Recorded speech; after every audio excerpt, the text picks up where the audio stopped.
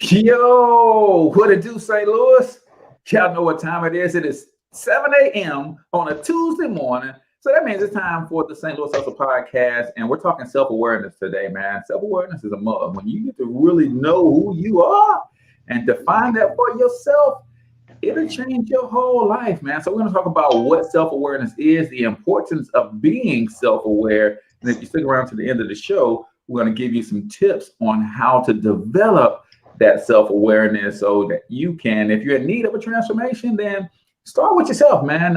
It's funny, Michelle, that when you change the way you see the world, the whole world changes. And that's what we're going to be talking about today. So do me a favor, comment in the chat where you're from, drop the name of your business and or your brand. Just do not share any links and smash that share button, ladies and gentlemen. And we're going to go ahead and get into today's show, self-awareness. Growing up in St. Louis has never been easy, and most say if you want to succeed here, that you must leave and put down roots somewhere else because of the strong crabs in a barrel mentality here. I don't know if I'm just an optimistic person, but to see people like Chuck Berry and Nelly make it in the music industry, or the Roberts brothers and Dave Stewart in business, or William Lacey Clay Jr. in politics, can we blame the city, or is it that people just aren't hungry enough? We're talking to all of the movers and shakers in this town, from entertainers to politicians, social activists and organizers, and of course, entrepreneurs. Is there a curse on this city that holds people back? Is there an unseen hand that decides who makes it and who doesn't? You're about to find out. Welcome to St. Louis Hustle.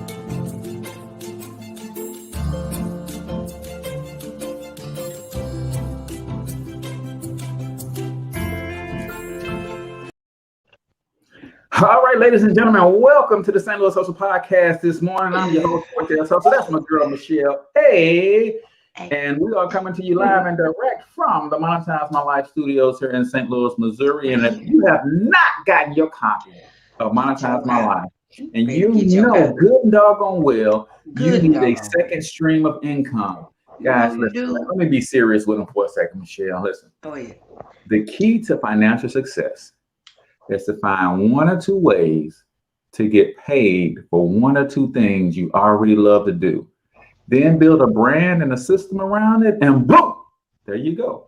And this book will help you do that. All you got to do is go to monetizemylifeacademy.com/free book. And for a limited time, you not only get the free book, you also get access to my most popular course for free, How to Become an Influencer. So y'all make sure y'all show your boys some love and check that out. It's one of the ways we support the show is through our own products. As you see, we don't have any corporate sponsors, but we looking, we ain't turning down nothing but our collar. So if you want to sponsor the show, you're more than welcome. But we're talking self-awareness today. Go ahead and comment in the chat where you're from, drop the name of your business and or your brand, and smash that share button, ladies and gentlemen. And we're gonna get all the way up into it. So Rita is in the building.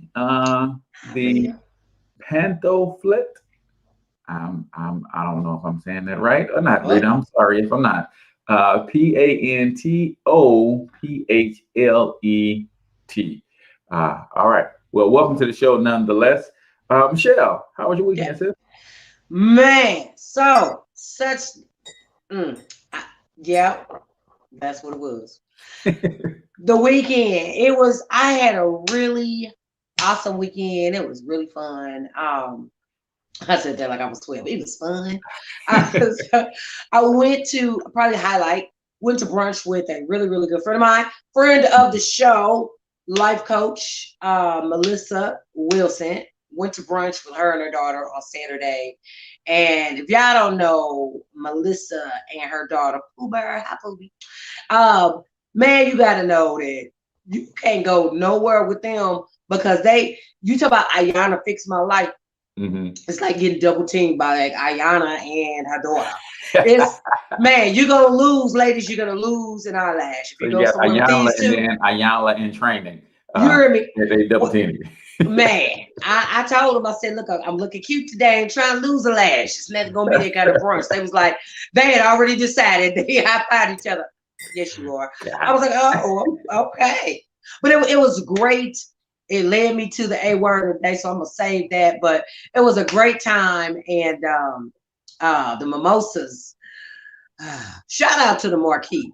They need to sponsor this show because I support that business. I got to get to. If y'all know something about somebody that do something with it, y'all need to put them on game because they need to sponsor this show because I support the Marquee. People have been going over to this new place. They've been going to another place that's on another street that does a brunch. To me, they can't fool with the Marquee. The element, the atmosphere is just better. And I just like it. So anyway, Mimosas was great. The weekend was wonderful. What I do want to talk about real quick is I am embarrassed by my people. I love my people. I'm embarrassed. The shenanigans that went on downtown. Who does that? Who does that? They were jumping on the cop car. I saw it on the news, and of course, you know, if we had been doing something positive, we really wouldn't show. We just showed that one time on the 5 o'clock news, and that's it. Oh, but no, we doing what we did. Oh, that's gonna run over and over and over. And I'm pretty sure we made national news as well, right? I don't even know what happened. You know what the? No. Turn the TV on, man. There was, I guess, somewhere downtown, there was a party. Somebody had a like an Airbnb party or something like that, and so it was a noise disturbance. So they called the police, and all these kids, it was about 100 plus kids. This, you know, cops show up. And all of a sudden, these kids, they all start jumping on the cop car. When I say jumping on the car, there probably was 10, 15 kids dancing, jumping, standing, stomping on this cop car. That one little girl was up there twerking. If you don't sit your narrow behind down, I mean, and it was chaotic, but it was sad. It was sad. You know what I'm saying? But I look at it like this.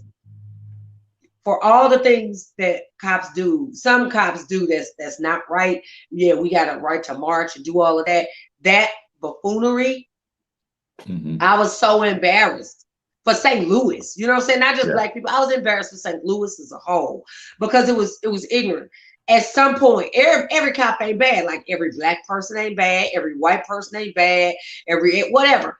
We were talking about a couple weeks ago, hidden racism, right? And how some people just assume certain things of certain races. It's not always true, right? And the same goes with different genres of occupations and such. All cops ain't bad. And at some point or another, you're gonna need the police. Please believe me. You know what I'm saying? But when they show up, if they gave you what you gave them, how would you feel in that moment?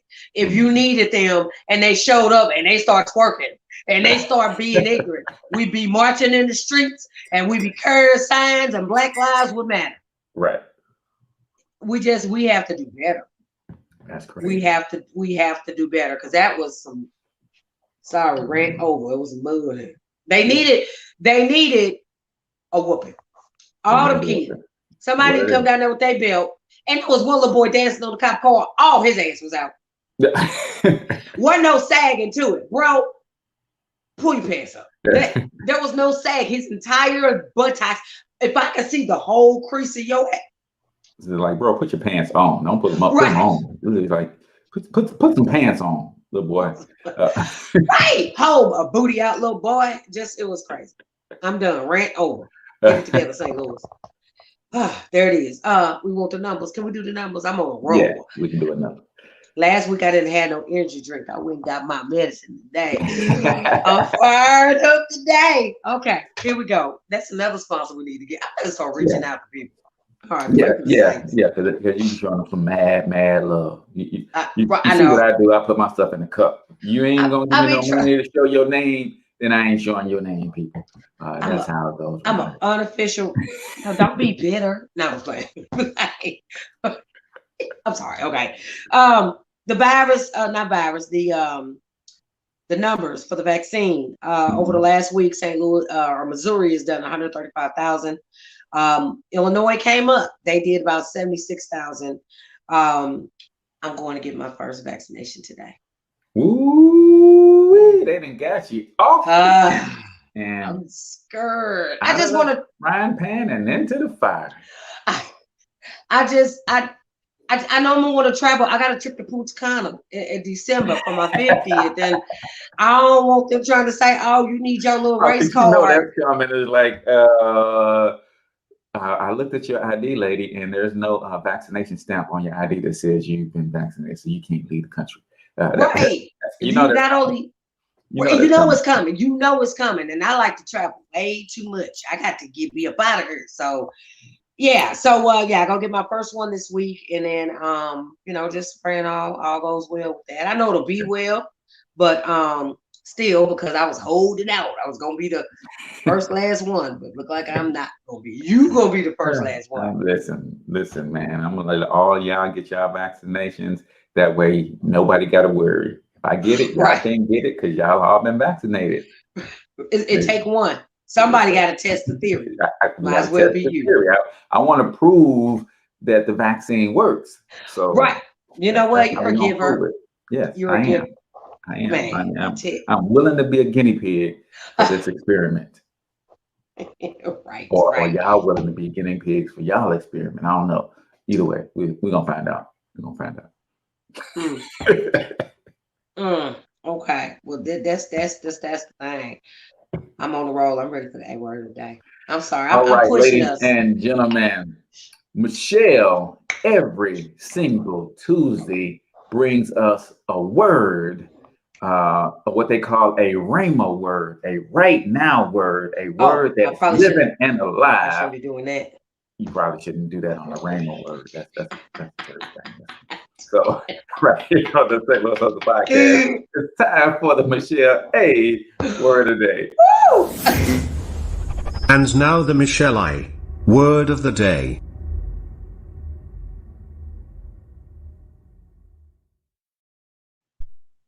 There, you wouldn't got me a brother from down under. Look at that. Wouldn't got me an Aussie to do the announcement. The announcement of A word of the day. So Michelle A word of the day. Well, you know what? Thank you, my brother from down under.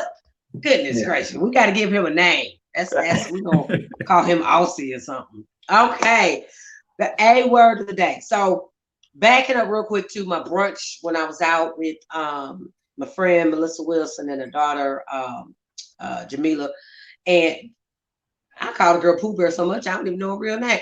Hey girl, love you. Okay, so we were at brunch and we were enjoying the mimosas, and the subject of peace came up, right? And I got a phrase, and kind of anybody that know me kind of know this phrase. Ain't nobody worth my peace. You cannot give away your peace. If you share it, you got to make sure that you be able to get some more, right? You got to know where peace comes from in order to have peace, right? So we were drinking it, brunching it up. And so we got to thinking, when you have peace and you get it from the right source, it's kind of like the mimosa. We was doing bottomless mimosas. And so the phrase bottomless peace came up. And I was like, whoa. So we use the example of the corral, right? You ever go and you get mimosas that's given to you in a corral and you fill your own glass up. And when you have the right source for peace, and that should come from the Lord, it is, saying, God is my peace. You have the right source for peace. If you choose to share some of that peace with somebody else, that's your choice. But you have to remember to go back to the source to replenish, right? So that your carafe stays full. If you don't go to the source, you'll share your peace out, or you'll use and absorb your peace, and you won't be replenished. It won't be it'll be like going buying a single glass of mimosa, which never makes any sense. Who does that? Okay, so you know what I'm saying? Having that peace, choosing to share it, you know what I'm saying? Because first I was just like, I can't give away my peace. That's mine. God gave that to me. You know what I'm saying? But big picturing it, if we interact with people that maybe are at a lesser degree than us, we kind of have to give some away. We kind of have to. I think we have to share it a little bit. But you can't give it all to where you deplete yourself, and they now got the peace you used to have, and you walk around on empty. Your carafe is it. You can't do that. So staying tied to the source for peace makes your peace truly bottomless. Man, so if I had to encourage anybody today, This was much more impactful when the mimosas was flowing. Maybe I'll try that next time. I'm gonna have some mimosas when I do this. But stay tied to the source, which is God. Make sure that your peace is first in your life. Like we're talking about self-awareness. Make sure you got peace in your life. Yeah. Yeah. Before you try to give it away. And in that way, when you have connection to that source, it really will be bottomless peace. So that's the A word of the day. I love it. I love it. Michelle, A word of the day. Do we bring Aussie back? Let's bring Aussie back. And now the Michelle Aaye word of the day. All right, so we're gonna do another one today. That has been Michelle Aaye word of the day. So yeah, we're gonna keep Aussie around. Y'all let us know if y'all like Aussie. Y'all like Aussie for Michelle's A word of the day. Let us know. Uh-oh. She got a hand up. That means how about on the days when Aussie sleep in, we should have one of our peoples, one of our friend of the shows like Melissa or the dude who's doing the sponsor for us, he the sponsor on the A word of the day. Slide somebody in and be like, hey, or have it pre-recorded. This is so and so, and hey, this is Michelle A word of the day. Man, that would be dope. That would be dope. You could be a part of the show and introduce the A word of the day. Just boom. Ta-da. Boom. There it is. Shout out to my people over at Miracle Earth. I'm sorry. Okay. I just want to shout out. I'm going to see them today. Hey, y'all. So we're talking self-awareness. Yes. So today. You want to kick us off? Let's get into this thing. Ladies and gentlemen, listen, if y'all have not smashed that share button, shame on you. Don't be over here getting all this good. And y'all know there's some people on your timeline need some self-awareness because they are all out of touch. And we need to help them too. So hit that share button, ladies and gentlemen. Let's get into it. You ever talk to somebody who's not self-aware? That's a conversation to be had. So it really is. It matters so much. I'm a freestyle this thing because that is probably throughout all of my working career in corporate America, which is Friday, by the way. Hey, shameless plug for me. For all of my years of working in corporate America, 20 plus years, all of my vice presidents and senior leaders have always said the same thing. Michelle, you are super self-aware, and it is a feather in your cap. It is something that will really help set the trajectory. I love that word. It'll set the trajectory for your future because it helps you to examine you first. When you're not self-aware, sometimes you have a skewed or jaded viewpoint of society, of other people. And you ever see somebody that walk around in the cloud and you be like, they don't even know. And they think it's multiverse do you live in? Right. Be like, you think it's everybody else? Chica, it's you. It's you. No, y'all just don't get it. Right. Yeah, we actually do. We do. We don't want it. No, we don't. You tell me we don't get it. You don't get it. Right. And apparently you don't want it. So the dictionary defines self-awareness as knowledge and awareness of your own personality or character, right? So in a nutshell, when you're self-aware, you have an accurate and clear understanding of your personality, your strengths, and your weaknesses, right? Your reasons, like your rationality and your beliefs. You have a really good core understanding of those things, right? And it helps you, like you mentioned it earlier, it helps you on how you view the world. It helps your worldview. If you're not in touch with you, all those other things going to be off. Relationships, how you do business, all of those things will be skewed, and you will be that person that'll be like, she off. No, something wrong with it. You don't want to be that person. People, when they're not self-aware, they run into that issue. That's right. And when you have not defined those things for yourself, then it's easy for other people to define them for you. And that becomes, that's even worse. I heard the definition of power, Michelle, is that when you can define someone else's reality and have them adopt that definition as if it is their own. right? And I think that's what happens with us as a community Yeah. is somebody else has told us what blackness is, what it means to be a black man, a black Wow. woman. And when you Wow. don't have your own self-awareness and you haven't identified for yourself, Yeah. you by default assume everybody else's definition of you. And that, my friend, is not healthy. So No. let's get into this self-awareness deal and really Okay. break down. We're going to do two things. Before we go to break, we're going to give you what it is and the importance of it. And then on the other side of the break, we're going to talk about how to develop it for yourself. But go ahead and comment in the chat where you're from.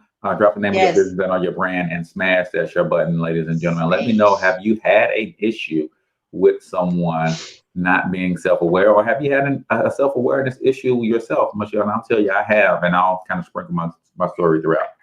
Sprinkle? Yeah, sprinkle me, man. E40 and yeah. Some things you just don't be ready for. I wasn't ready. Wasn't ready for the You wasn't ready. I hit her with the sprinkle me. She wasn't ready. I wasn't ready. She wasn't ready. I wasn't. Okay. So your level of self-awareness, it can influence your relationships and your career, you know what I'm saying, and even your happiness, right? So point number one that I want to make, self-awareness is necessary for taking control of your life. The direction of your life is determined by your thoughts, your beliefs, your emotions, and your reactions. Man, you better say that.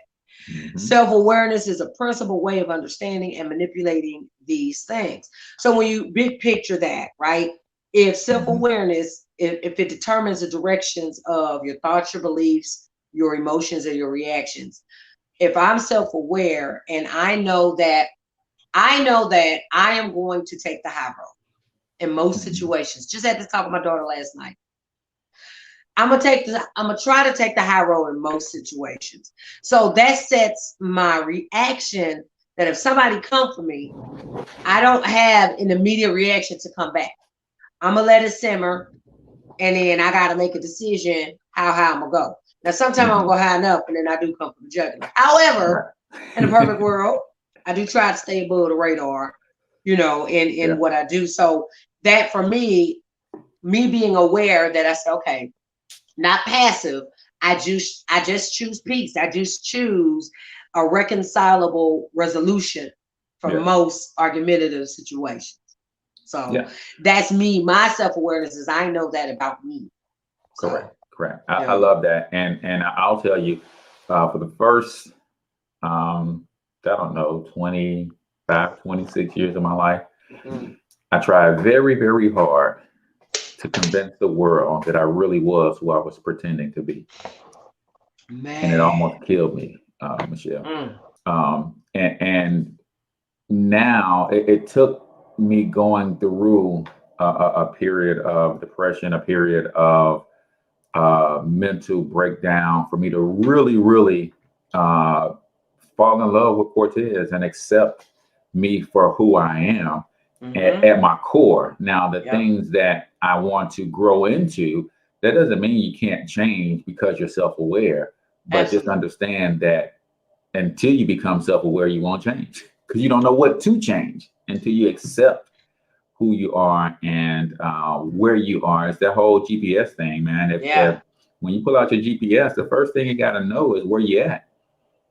Then it's got to know where you want to go. And then you can create a roadmap. So self-awareness is you centering yourself and accepting, hey, at this point in my life, this ain't about where I am. This is exactly where I am. And if you don't want to be there, then you have an opportunity to do something about it. Self-awareness highlights false beliefs and emotion reactions that stand in your way and gives you the power to make adjustments. Man. When I tell you that right there, if I were to look at, because I am a fan of, again, self-examination, and I know my weaknesses, right? I may not have them all on the radar, but the majority of them I'm aware, right? Yeah. A weakness that I know I want to improve upon is that it just left me. my memory. Now, right, let's start there. Got started. Oh, get you some ginkgo biloba up in right. there. My mama used to take that. Didn't help her. Didn't help her. I didn't want them other brain things. But it is, I used to, and it's something I noticed in myself and I wanted to change, and I start slowly making the change. I wanted a happy ending for everything, right? Mm-hmm. And I had to realize, and this is where I really started, I was a people pleaser. And I had to recognize the first 20 plus years of my life, because I wanted people to be happy, I always tried to go above and beyond to do whatever was asked of me to do. When, here's a news flash, I get the right to say no. That's right. If I don't want to do something, I get the right to say no. But probably the first 25, 30 years of my life, I was like, yeah, I will. Because I thought it made me a better person. It does not. If your heart ain't in something that you do, you might as well not do it, because God up there like, you should not did that, because I saw your heart and it was nasty. Stop it. Right. You know, so I realize about myself, I have to stop myself, because a people pleaser in me, when someone asks me to do something, I almost, let me think about it. Let me go pray about it. And then I will go and think about it, consider it, pray about it. And I've found and have developed over the last 10, 15 years, more of an opportunity to say no to the things I truly don't want to do, instead of just saying yes because. Yeah. And no, ladies and gentlemen, is a complete sentence. Absolutely. You don't have to, there's no requirement of a explanation behind the no, because that's also, when you're a people pleaser, that's also no, because I got this and it's just no. It's just no. You don't need no explanation for why I'm not doing it. It's just I'm not. Real quick, I give a shout out to my brother. Seth Miller is in the building checking us out. If you have not gotten your copy of the Black Collar Mindset, Seth, go ahead and drop that in the comments. We did get ours. He was asking, hopefully, that we both got our book. So Michelle has got her as well. So drop your link in the comment, brother. If you haven't gotten that, it's great book. I can't wait to get into it myself. Number 2, self-awareness illuminates the real reason for past failures and challenges. Man. See what you got to understand. Let me just read this real quick, and I'm going to help you guys understand something. Break it down. We often dismiss our failures and bad luck or a lack of proper timing. It's much more likely that you fail to perceive the situation, others, and yourself accurately. It's much easier to see the reason behind relationship, work, and other struggles when you can look at yourself clearly. Do you consistently struggle at work or in relationships? It's only logical to conclude that you're doing something ineffectively. There's a saying, Michelle, that I love, and I hit my sons with it all the time. It's like, listen, everywhere you go, there you are. Right. So if everywhere you go, there's a problem, what's the common denominator? There it is, all the time. Absolutely. Everywhere you go, there you are. Absolutely. Yeah. So one of the things I had started to do is I had to just learn how to take full responsibility for everything in my life. When I think about when the Apostle Paul says, "You are all gods under the Most High God," it makes me think that if I'm a God under God, that means God created the whole world. I have the ability to create my whole world. And if my world is upside down, I have to take responsibility for that because I created it. Right. And I think it's very hard for a lot of people to accept the responsibility of creating the world in which they live in. Absolutely. And you talk about it a lot. And my mom is really big on this. A lot of times they're creating that world with the words that they're speaking and their thoughts. And there it is. Like my mama said, the will of God is voice activated. And we're saying the wrong things. And that's why we're not activating the right things in our lives, because we're not saying the right thing. So everywhere you go, people, there you are. Do you want to change? Right there. Looking at you. Like, when did you get here? Oh, I've been here. Right. Looking at you. It's like Chris Tucker said, do you believe the words that are coming out of your mouth? Right. You know what I'm saying? Just do you hear them? Do you believe them? And if so, what do you say? That whole nother thing, right? One thing a point I wanted to just piggyback on what you were saying was where you say about, creating your own world and kind of being responsible. Okay, so spoiler alert, I stay single more than I stay in relationships. And if every single relationship that I've had ends the same way, I had to be honest. Man, come on, somebody need to hear this. If all your relationships end the same way, you ain't dating a bunch of bad people. I'll wait. Everywhere you go. Blank, blank. There you They keep doing this. They keep doing. Oh, really? What do you keep doing that keeps leading to the same outcome?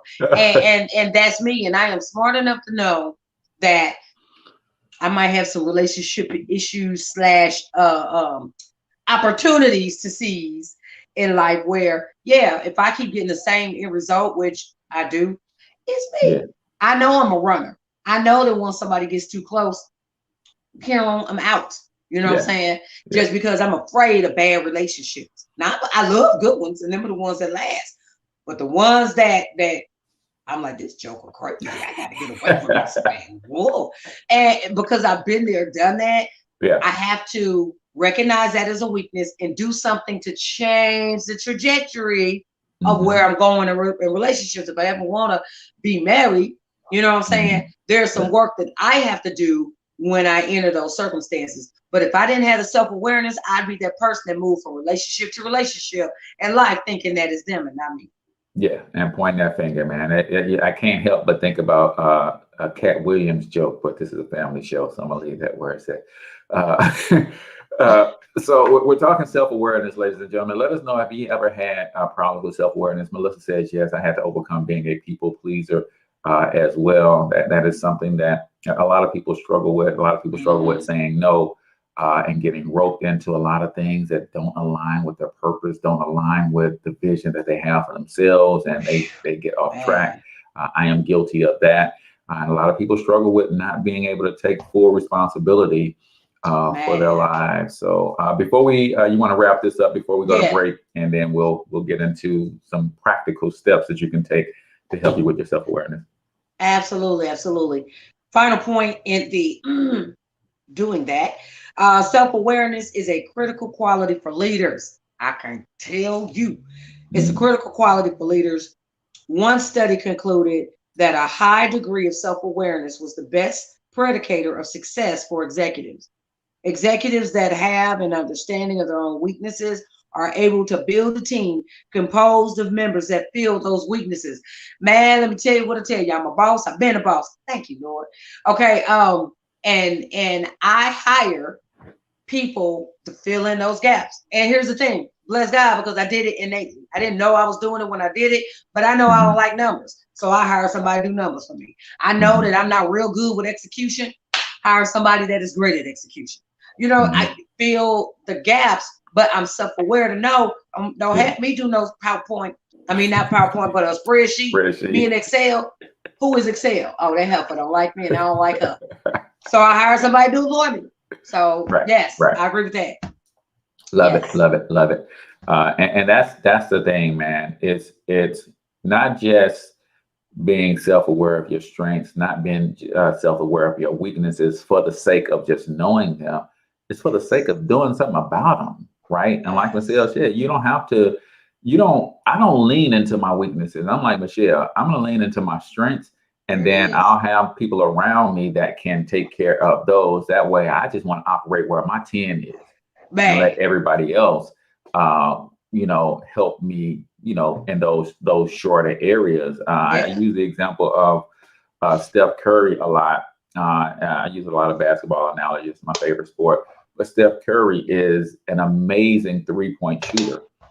And when people start to see how well he can dribble the basketball, they say, man, he's trying to fix his weakness. I'm like, no, he's not. He's becoming a greater ball handler because it allows him to get to his strength better, which is shooting the three-pointer. Right. And say, well, Steph Curry over the last 5, 6, 7 years have really gotten good at going to the basket. He's fixing his strength. No, he's not. He's fixing his weakness. He's not. He's shoring up his strength. See, his strength is shooting the basketball. But if I cannot get to the basket, then I'm just going to play you close, so close that you can't shoot.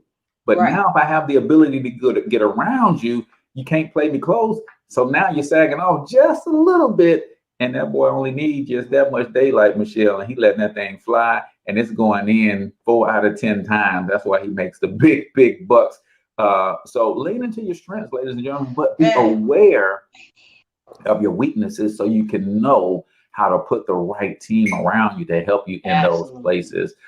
Speaking about putting the right team around you, ladies and gentlemen, I want to help you put the right financial team around you where you can get your money working for you. You can stop losing your money to the big three. And I couldn't find nobody else to do this video other than my personal coach and mentor. And this is a guy who's lost his first million in his late 20s, got it all back in his 30s. Why? Because he understands the power of putting the right team around him after losing in the first place. So we're going to take a short break, and we'll come back on the other side. I'm going to give you some tips on how to build out your self-awareness. So keep it locked right here.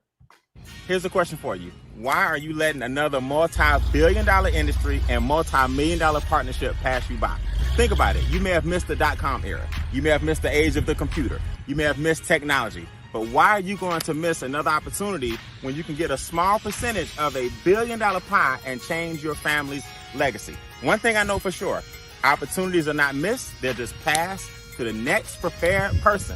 My name is Brian M. Bean, founder of the Extra Digit Movement, and one of my business partners gave you this video for one reason. We're about to take the real estate industry and the financial industry by storm, period. Think about it. Everybody ultimately needs a place to stay. Now, I didn't buy this land and these 20 acres with our new partnership that we have with Making Wealth Real Financial. I was very, very blessed to turn $228 into $228,000 in just 8 short months. Making Wealth Real Financial did give me the 750 and above credit score.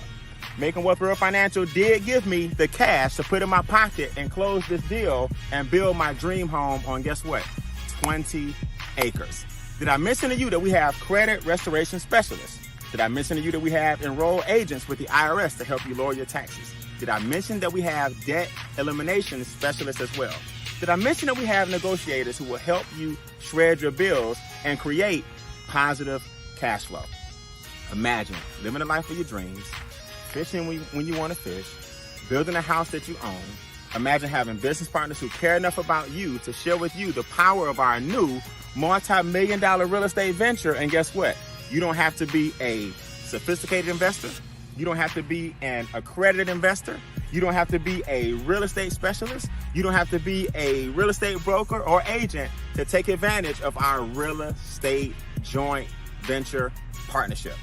Guess what? The average person now can buy, sell, flip, and invest in real estate without the risk and without the headaches, because we have experts who do all the work.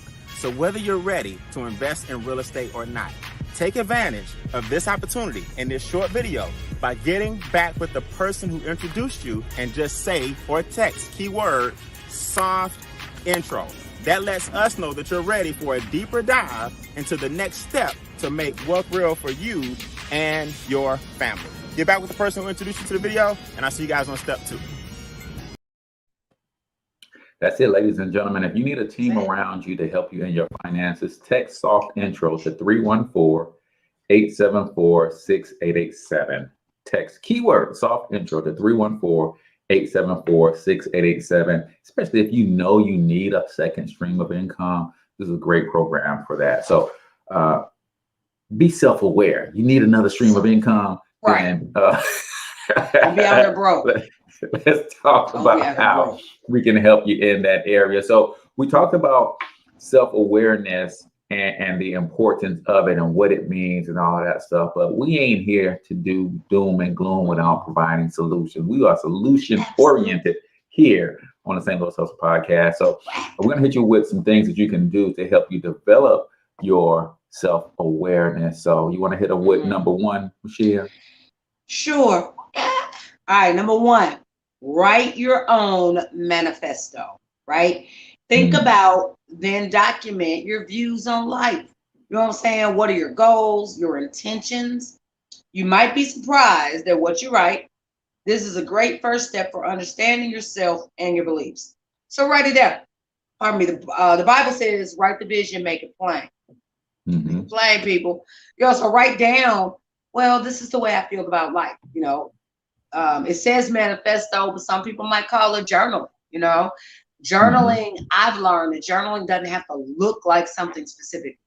Journaling could be, I'm writing down who I am, and this is what I believe about life, about God, about whatever, life, love, liberty. I'm writing down those things. And because it's good to, it's one thing when you have things floating around here, but when you see them on paper, sometimes it's like you go back and read it, be like, oh, who is that? Is that me? Oh my. It helps you be self-aware. So write down your manifesto, your thoughts, your intentions, your beliefs, write those down. Yeah. And one of the things that you can do if you don't quite know or feel a strong sense of belief in one area or the other, then you can always also write down what you don't believe. Write down what you're not. That helps as well. Yeah, because absolutely. if you write down that you're not a liar or a cheat, then by default what you're saying is you're a person of integrity. If you write down that you are not lazy, then by default what you're saying is, then I'm someone who has a great work ethic. So sometimes identifying what you're not comes easier than identifying what you are. But you want to have a clear plan, a clear definition of who you are, what you believe, and how you operate. Right? My manifesto is, I'm an eternal optimist, man. Everything is going to work out for my good, man, at the end of the day. So, and I approach life that way. And that's part of my manifesto, right? Is optimism, right? So create that for yourself. Number 2, make a list of your strengths and weaknesses. How do you know? Are you certain? Avoid jumping to conclusions. You may have always believed that you're a hard worker, but are you? To whom are you comparing yourself? Provide yourself with proof before you make any decisions. I love so really dig in, people. Really, like when I say I'm a hard worker, I have to compare myself not to somebody else, because here's the danger. And most people don't see this when in comparison, Michelle. Come on. The danger in comparison is if we live in a world where mediocrity is celebrated, we start looking around at everybody else. And the minute we're just a little bit better than everybody else, we think we're great. No, if everybody in your circle is below average and you stand head and shoulders above them, Jigga, you just average. You know what I like to do, Michelle, is I pay attention to people's ages. Like me and Mark Zuckerberg are around the same age. Okay. His bank account looks like a phone number with the country code in front of it. My bank account, I ain't gonna talk about what my bank account looks like. That's personal. That's my own business. But the way it's set up, though, right, your checking and your savings, right? It so looks like a zip I code. look at. So it's very easy to get around people who are below average and think you do beat on my chest. But then I have to remind myself, this is how I humble myself, Michelle. You and Mark Zuckerberg the same age, right? You and Kobe Bryant around the same age. You and certain people that I look up to, it's like, man, when I put it in that perspective, and stop looking at the jokers around me, because we all doing nothing together. Look at where everybody else is. And then I also look at what I know God put in me. It's like, I can't. Cortez, you are not maximizing your potential. Right. And Michael Jordan has a great quote where he says, I never compare myself or compete with anybody else. I compare myself against my own potential. And when you look at it like that, you ask yourself, are you really living up to who God created you to be and what you know in your knower that you could and should be doing? I'm gonna just say this. That's why I go back to the point that you got to know the word, because you got to know what God says about you to know, are you living up to the potential that He put in you, right? That's right. There are some people who have a puffed up sense of self that think, oh, I should be doing blah, blah, blah, blah, blah. That's because it's coming from self and not the word. But if you dive in, I'm not saying you got to be a Bible scholar. I'm not saying any of that, but I'm saying pick it up and just find a point of study. Just, what I'm saying? Google is a wonderful tool. I ain't gonna tell you how to study the Bible, but Google is a wonderful tool. You can use it to get you jump started on something. But the point in case is, you can't know what your potential is or what God has for you as potential if you don't know what God said. Right? So you had to know what God said in order for you to go, like, man, CORTEZ, God has so much more for you. You don't know what the more is if you ain't reading. So once you find that out, yeah, that thing does stir in you. And it does say, we had this discussion before, I know I was meant for so much more than what I was doing. It was me. It was me, because God put it in me. The potential is there. You know, I find that in self-awareness moment, I find that when I'm being unequivocally me, Michelle Renee Akins, that is when I'm at my very best. That is when people, hey, who are you? Hey, didn't you? Hey, can I get you to? It's when I'm being me, loving, silly, goofy shell. But soon as I try to not rise above, but soon as I float into an area where I'm like, okay, I feel like I'm on autopilot. That doesn't work for me. I got to stay grounded and stay kind of who I am. So, again, just knowing, those strengths and weaknesses, how you float in and out, wait, this is my last thing. Where you said, are you a hard worker? Who you compare yourself to? Now, if you compare yourself to like the lazy joker down the street that don't never do nothing, of course you're a hard worker. You do it a bit much more than the laziest person you know. No. Yeah, and that's what we do, Michelle. I get up and go to work every day, and you're comparing yourself to the person who lay on the couch and play video games every day. So you think you're doing something. But what do you do when you get to work? Right. Seriously. Are you out working your coworkers, or are you just resting on that? Hey, I get up and go to work every day. But are you being the best version of yourself? Everybody can get up and be somewhere. Hell, a bum could get up and go be somewhere. What do you, like you said, what are you doing? So what are you doing? All right, number 3. This is a fine line. I got to ease into this one. What would others say about you? Consider how your partner, your children, your friends, your family, your coworkers, and your boss would describe you.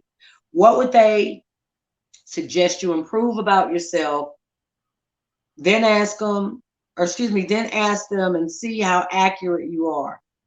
Do you know how others perceive you? Find out how perceptive you are. So thin line, right? It's not necessarily caring about or dictating your life predicated on what someone else thinks or says about you. We're not talking about that.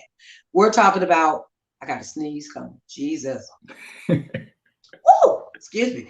We're not talking about that. We're just saying being aware of how you're perceived, being aware of how others see you, right? Yeah. And again, making an observation based on that about yourself, right? Yeah. If I know that people perceive me to be warm and loving and friendly, then I'm like, okay, well, I'm lining up because that's what I thought I was giving out. But if I think I'm doing that and people say I come off passive aggressive, if I think I'm doing that and they say I come off insensitive, which sometimes people sound insensitive, I don't know where they get that from. Anywho, but how do others? My kids call me insensitive. I am not insensitive. Say it again, I'm gonna bust your head. That's what I would say if I was insensitive. But since I'm not insensitive, I'm not gonna bust nobody's head. That's something somebody insensitive would do. Right. Case point: have a broad perception of how you're being perceived. That's it. Yeah, and that's huge. And like you said, the word says there's wisdom in a multitude of counselors.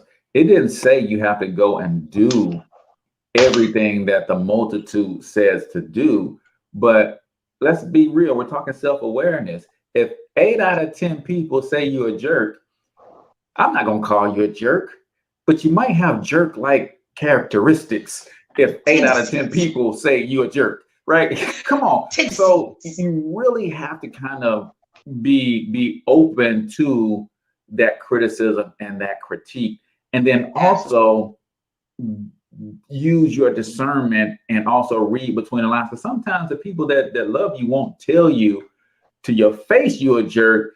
They might say stuff like, yeah, you know, some of the things that you do, I just kind of don't like. They don't sit right with me. They just rub me the wrong way a little bit. But you cool though. No, what they're telling you is you're a jerk. They just don't have the courage to say you a jerk. You're a jerk, So right? use your discernment to say, wow, if I'm rubbing everybody the wrong way, I've got some jerk-like characteristics, right? Number 4. Yes. It says meditate, right? Meditation is all about developing better awareness of the present moment and yourself. Meditation is an ideal activity for enhancing self-awareness.